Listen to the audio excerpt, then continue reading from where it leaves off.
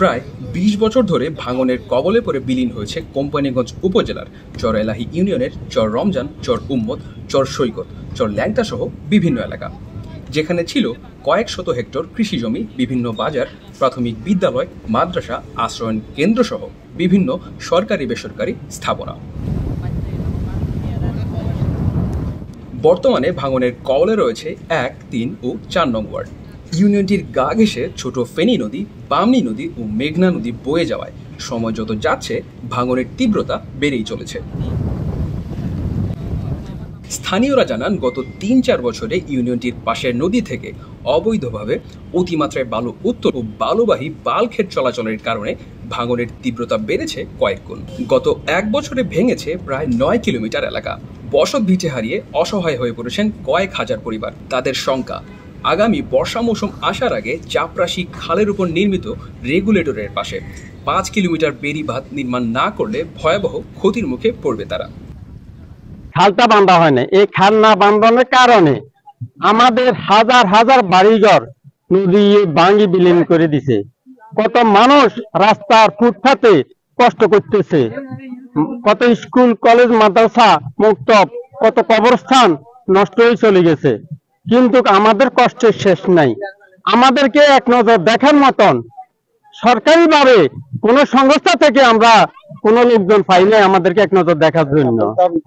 এখন আমাদের দাবি, আজকে এই মানববন্ধনের উদ্দেশ্য হলো আমাদের যে সাদিক মিয়ার প্রজেক্টের উত্তরে যে একটা বে বাঁধ আছে সুইচের সংলগ্ন, ওইখান দিয়ে বে বাঁধটা বান্ধি দিয়ে খালটা বান্ধি দিলে এবং সুইচটা চালু করে দিলে উপরে তুল বৃষ্টির পানি নামে যাবে, আর জোয়ার ভিতরে যাবে না এবং আমাদের এই জায়গাটা পুরি।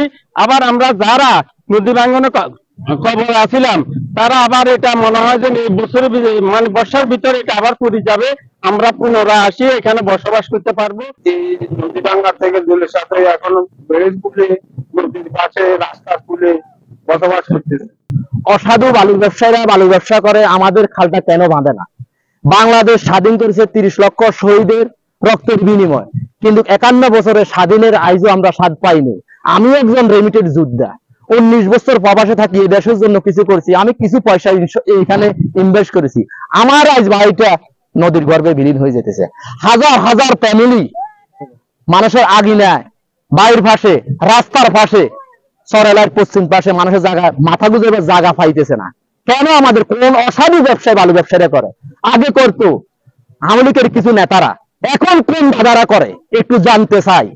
নদী ভাঙন রোধে স্বল্প ও দীর্ঘমেয়াদী প্রস্তাবনা ঊর্ধ্বতন কর্তৃপক্ষকে পাঠানো হয়েছে। বরাদ্দ পেলে দ্রুত কাজ শুরু হবে বলে জানিয়েছেন পানি উন্নয়ন বোর্ড।